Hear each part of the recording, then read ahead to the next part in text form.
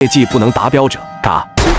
放假后，我找了一份暑假工。面试的第一天，大厅里突然响起一阵沙哑的喇叭声。本次招募员工100人，欢迎各位。接下来的时间里，请大家严格遵循员工守则，违反者嘎：1. 禁止擅自逃离公司范围；2.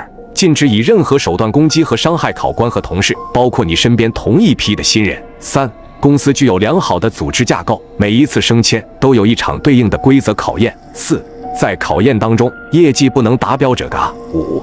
成功升至 K12 职级，便能顺利升还离开公司。目前各位的职级为 K2 见习期，请前往2楼接受升职考验。规则全部介绍完毕，来面试的100号人在大厅里面面相觑，迟迟没人踏出前往2楼的步伐。毕竟一旦业绩不达标，就得把性命丢在这里。眼看几名安保人员已经有些不耐烦，开始催促我们上楼。有人小心翼翼地提出了疑问：那我要是不想晋升，是不是就不用接受考验了？可仅仅3秒之后，他期待的眼神就化为了绝望。冰冷的喇叭声再度出现：不想晋升，那就洗吧。还没说完，那人手上的黑色手袋突然爆开，接着安保人员又把他活生生拖进了一个废物回收站。下一秒，随着齿轮转动，一阵惨叫声传来，那人瞬间化成了粉末。看着这可怕的画面，我瞬间汗流浃背。一想到我手上也有同样一条腕带，便止不住颤抖。喇叭声像是很满意这个结果。如各位所见，我们不喜欢没有上进心的员工。此言一出，所有人疯了似的向2楼跑去。2楼的办公区域被划分成了一个个正方形的小隔间，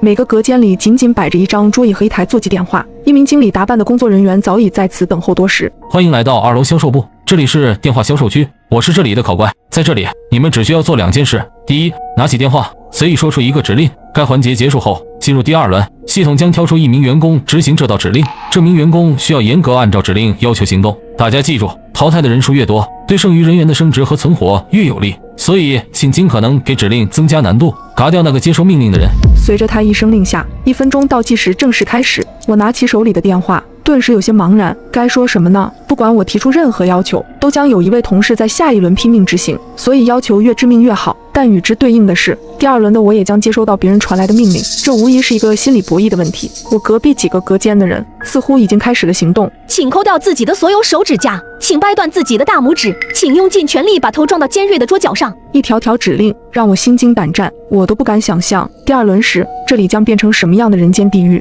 1分钟并不算长，场上1半多人都已经说完指令，放下了电话。我紧张的左右环顾，脑子里不断闪烁着一幅幅画面，一上来就团灭，恐怕也不是公司想要的结果吧。猛然间，我突然想到了一个巨大的矛盾点，直到最后5秒的提示音响起，我急忙拿起话筒，说出了一条极其简单的指令：举起一次左手。刚把话筒放下，一声脆响紧接着响起，第1轮结束。非常好，99位见习生都顺利布置了指令，没有人拖后腿，我很欣慰。考官笑了笑，他摊开手指了指电话机。如果没有什么异议，我们就要开始第2轮接收指令的环节了。想不想知道自己会收到哪位同事的指令，会被要求做什么样的事情呢？我真是好期待。我宣布第2轮正式开始，请各位拿起手中的电话，听取指令，并严格按照里面的内容做事。待他说完，我深吸一口气，随后接通了电话。听筒里先是传来一股丝丝的电流声，过了许久，才终于听见清晰的人声。这个嗓音非常熟悉，他略有些发颤地对我说：举起一次左手。心里石头落地，那是我自己的声音。与此同时，格子间里已经传来了无数怒骂，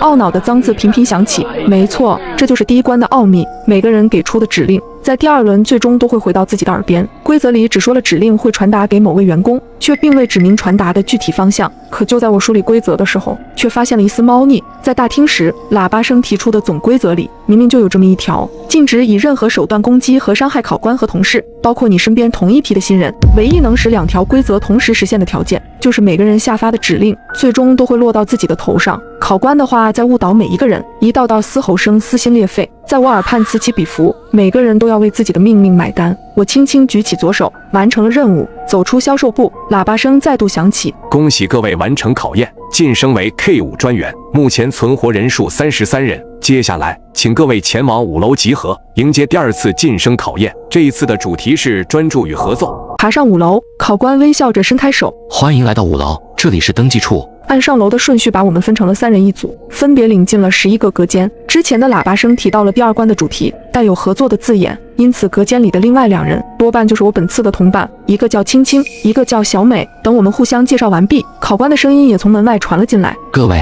在你们每个人的前方都摆着一个记录本，你们需要在15分钟时间里，按照顺序从数字1开始写到数字1000，出现错误或者超出时间者直接淘汰。请注意，本次考验为团体任务，每组共有3人，只要有1人出错，整个团队都将共同承担后果，一并淘汰。所以不要只盯着自己的纸面，请时刻关注自己的伙伴。3分钟后，倒计时正式开始，祝你们好运。听完规则，我不禁捏了把冷汗。写数字的游戏并不是我第一次经历，前2年的商场附近经常都有人以此为噱头摆摊，免费参与，在规定时间内从1写到500，成功者能获得玩偶奖励。这个要求乍看非常简单，几乎没有任何难度，所有人都有信心挑战。可一旦亲身尝试，才能感受到其中的厉害。在漫长重复的机械操作里，只需一个恍惚，就会让前面的努力全部化为泡影，对人的专注力是个极大的考验。没记错的话，当初我挑战时，在300前后失败了，而这次的要求比商场里的还要严苛，不仅总数变成了更大的1000，还加上了时间限制，15分钟写完，相当于每个数字的用时都不足1秒。最要命的是，仅仅自己写完没有任何意义，但凡同伴出现一个失误，所有人都将坠入深渊。两位，现在我们的生死已经绑到了一起，你们没有什么想说的吗？小美闻言，握紧了手中的笔。我保证，我会全力以赴，避免失误，绝不给大家拖后腿。我也一样。所以我有一个合作的提议。接下来的2分钟里，青青向我们介绍了他的计划。为了尽最大可能杜绝注意力流散，我们需要在写数字之前，先将其念出声来，在嘴和脑子的信息统一之后，才能将数字认真写下，并且在写数字的时候，脚尖也要跟随着轻轻点地。多重任务堆叠、有声音、动作等各种要素交织，能把走神和卡壳的概率降到最低。因为担心大家的声音混到一起，互相干扰，报数的工作则由我们轮流承担。听完这个计划，我不禁暗感叹青青的冷静。随着考官的一声令下，倒计时正式开始。轻轻打头，我们开启了同步计数模式。1、8、3。排在前面的数字位数较小，所以念得很快。仅仅5分钟，我们已经写下了400多个数字。可就在我信心满满的报数时，耳畔突然传来了一道撕心裂肺的惨叫声，砰砰的爆响，此起彼伏。我知道那是别的小组有人血肉破开的声音。紧张的情绪爬到我的脖子上，笔画都变得有些歪歪扭扭，差点就写错了。好在青青刻意加大了报数的音量，才强行把我拉回了现实，慢慢镇定下来。这样的干扰后来又出现了3次，每一次都让我心惊胆战，肾上腺素风一样的分泌。直到轻轻念出最后一个数字时，我才终于长舒一口气，在白纸上重重写下1000，心里的巨石落地，我几乎浑身瘫软，彻底倒在了椅子上。这一关我们用时14分钟，1分钟后倒计时结束，除了我们还有5组成功过关。喇叭声适时的响起，恭喜各位完成考验，晋升为 K7 主管，目前存活人数18人。接下来请各位前往7楼集合，迎接第3次晋升考验。这一次的主题是执行力。欢迎来到7楼，在这里你们需要依次穿过3间库房，到达下一关。门上刻着对应库房的一条铁律，无论里面会发生什么事，都必须遵守，否则将直接淘汰。说完，他便笑着转身离去。门上有几个凌乱的文字，禁止回头。可当推开木门的一刹那，我还是愣住了。门后竟空无一物，地板的尽头孤零零地立着第2扇门，也就是说，这一路上没有任何阻碍。第3关怎么变得如此简单？待所有人走进库房后，木门缓缓关闭，灯光熄灭，这里彻底陷入黑暗。我凭着记忆往下一扇门的方向前进，紧靠在我身旁的是青青和小美。可库房里的能见度实在太差，每走出几步，我就在混乱的脚步里丢失了他俩的踪迹。紧张的情绪使我不自觉想要加快脚步，可这里的地板偏偏像粘人的沼泽，越往前就会变得越吃力。酱汁，一道女声传来，随后一只手拍在我的肩膀上。这道声音来自小美。终于找到你了。我差点就下意识地转身回头了，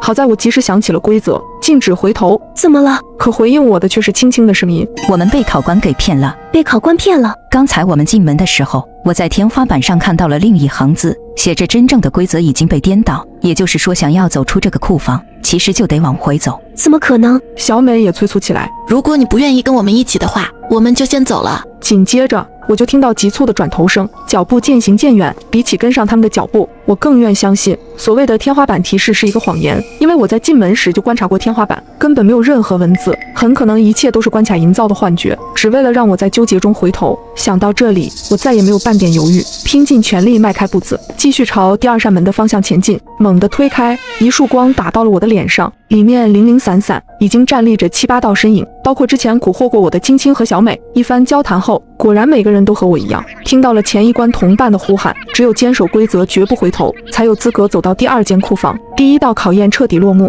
身后的房门浮现出第2条库房铁律：禁止闭眼。这次的考验就要简单粗暴得多。走到一半时，两侧的墙壁突然刺出几十根钢针，直直朝着每个人的双眼飞去，速度极快，难以抵抗。不论摆头还是转身，都没法将它们甩掉。感受着来自尖锐针头的压迫感，每个人都会本能的想要闭眼躲避。可规则摆在眼前，必须克服内心的恐惧。而这些钢针其实并无实体，在接触到眼球的一瞬间就会化成烟。但好在能走到这里的无一不是心智坚定者。这次竟罕见的全员通关，我们一起推开了第3扇门。待大门关闭后，门后写着最后一条库房铁律：禁止行动。看到这条规则，我有点发懵。所有人都只能像木头一样站在原地，那谁能去推开最后一扇门？我急忙把目光转向青青和小美，向2人递出了话：你们有什么头绪吗？2人沉默片刻，给出了相同的回应：没有。时间慢慢流逝，不知不觉，我们竟在库房里站立了接近20分钟，直到过了半小时，库房里才终于出现了变化。一道火光突然从前方燃起，迅速铺开，化作一条横向的火浪，整个库房里的温度都在迅速攀升。这是要烧死我们吗？这恐怕是规则在逼迫我们尽早做出破局的举动。青青解释道。直到火焰终于碰到第1个人，局势骤然大变。他在受到灼烧的第一时间就发出了凄厉的惨叫，不停拍打身体，试图扑灭恐怖的火焰。可这火焰根本不听使唤，偏偏越聚越大。在众目睽睽之下，他慢慢被烤成了焦炭。怎么办？怎么办？眼看着脸上的皮肤都要被烫出孔来，我忍不住低声发问：难道说只能眼睁睁等着被烧死吗？如果非要在淘汰和纵生火海之间选一个，你们会选什么？淘汰的下场一定会死。如果非要选一个的话，我宁愿面对结局未知的火海。既然如此，那我们就坦然面对火海吧。既然他要执行力，那我们就给他执行到底。小美闻言大声地喊道：那就让火焰来得更猛烈些吧。火海很快就烧到了眼前，高温迅速吞噬了我，几乎将我直接融化，浑身的疼痛叠加到一起，仿佛要把我活生生撑到爆炸。但我却不敢有丝毫的动作，只能站在原地静静忍耐这一切。不知道这样的痛苦维持了多久，我终于在滚滚的浓烟里看到了一扇木门，甚至连推门的力气都没有，径直跌进了门里。我们过关了，恭喜各位完成考验，晋升为 K9 经理。目前存活人数12人，接下来请各位前往9楼集合，迎接第4次晋升考验。各位欢迎来到茶水间，想要在这里存活，请最大程度发挥你们的观察能力。你们需要用5分钟的时间，记住这里的场景、桌子、椅子、沙发、脚垫等。5分钟后，自行凑出3人一组，重新进入茶水间，在几乎完全一致的场景里，寻找唯一的变化或者不同点。每人仅有1次指认机会，若是同组的3人全部指认错误，则判定为失败，全组共同淘汰。若在3次机会之内找出变化，全组共同通关。请不要有任何迟疑，倒计时开始。在他的身旁是一个正在倒计时的计时器，剩余的时间已经只有4分20秒。考官讲述规则的时候，倒计时居然已经悄然开始，所有人都暗骂不好，赶紧巡视起茶水间里的每一个角落。经过简单沟通，青青把茶水间分成了左中右3个区域，小美负责最左边，青青负责中段，我负责靠右的一侧。每个人都能专心致志，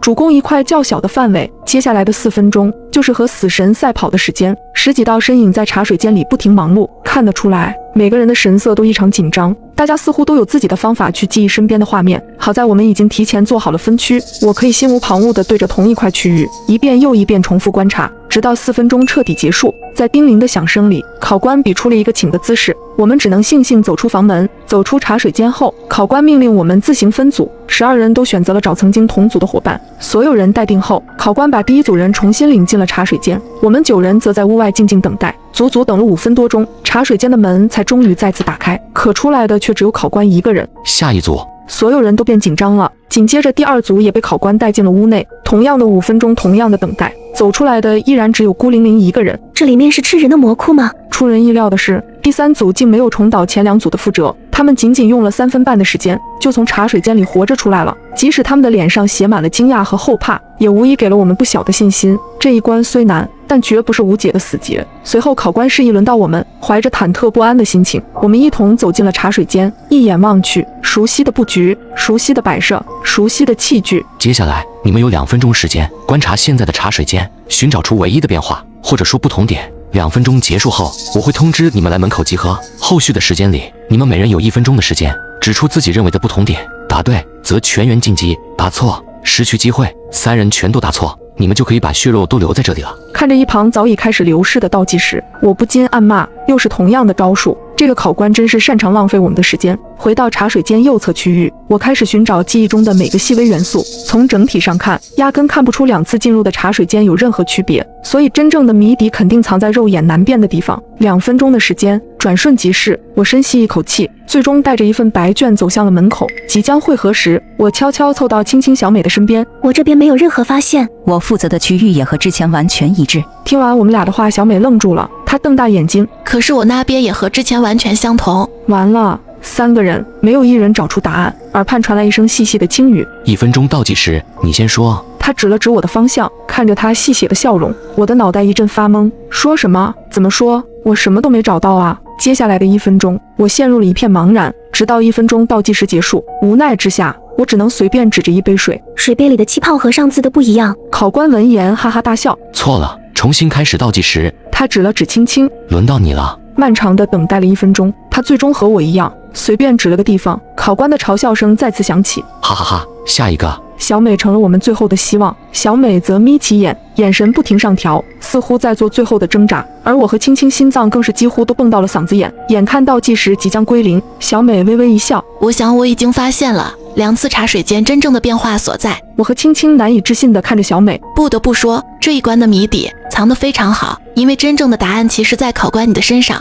你脚上鞋的颜色变了。听到这个答案，考官本来还得意洋洋的笑容突然停止了。其实茶水间里的布置完全是迷惑我们的障眼法，而考官在讲规则时也一直在误导我们，让我们记住这里的场景，桌子、椅子、沙发、脚垫等。其实他自己也是这里的一部分，并且是最容易忽略的那个。听到小美的解释，我和青青恍然大悟，还好多亏了小美，要不然我们就要交代在这了。而这一关也总算是通过了。之后我们6人来到顶楼迎接最后一次挑战。恭喜6位来到最终挑战环节，现在你们每个人面前都有一个盒子，请你们先打开。我们6人相互对视一眼，似乎都有点好奇，怀着忐忑与不安，我第一个打开了盒子。这是什么？奖励吗？在听到我的惊讶声音后，其余几人也纷纷打开了盒子，发现里面装的都是一个带有小人图案的糖饼和一根绣花针。一时间，每个人脸上都写着一个大大的问号。这时考官笑着解释道，要想成为真正的总经理，必须要具备足够的个人能力，而这一轮的考验也很简单，你们每个人手中都有一个糖饼和一根绣花针，只要你们用绣花针把糖饼上的图案雕刻下来，你们就可以升到 K12职级。在此期间，你们不允许交流，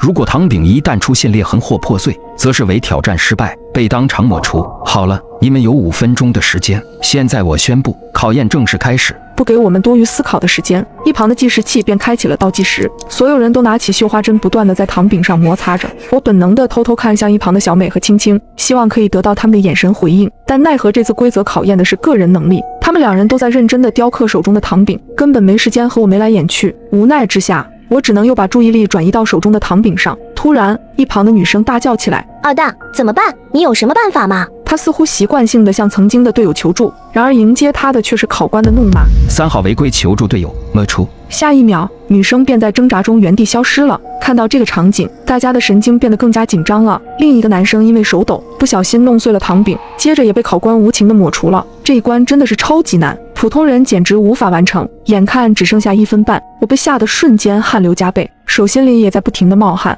而隔壁小组仅剩的一个女孩举着雕刻下来的小人让考官检验。考官左看右看，笑呵呵地说道：“小人雕刻的不完整，缺少了一个角，你这是在投机取巧，失败。”听完，女孩瞬间脸色大变，还没等她解释，就被再次抹除得干干净净。时间只剩下59秒了，我手中的糖饼还纹丝未动。经过慎重的考虑，我决定躺平放弃。可就在这时，我却发现手中的糖饼居然被汗水融化了，并且变薄了很多。我灵机一动，看来老天还不想让我玩完，只要将糖饼软化变薄，雕刻下小人的成功率将大大增加。于是我便伸出舌头开始舔舐糖饼。本来也打算放弃的青青和小美，在看到我的举动之后，瞬间反应过来，也有模有样的舔了起来。在糖饼软化到差不多的时候，我用针轻轻一挑，小人很快便脱落了下来。就这样，在时间仅剩5秒的时候，我们3人全部成功完成了挑战。恭喜3位完成了最后的挑战，现在你们自由了。突然一道亮光袭来，等我们再次睁开眼，已经在公司大楼外面了。一旁的护士告诉我们，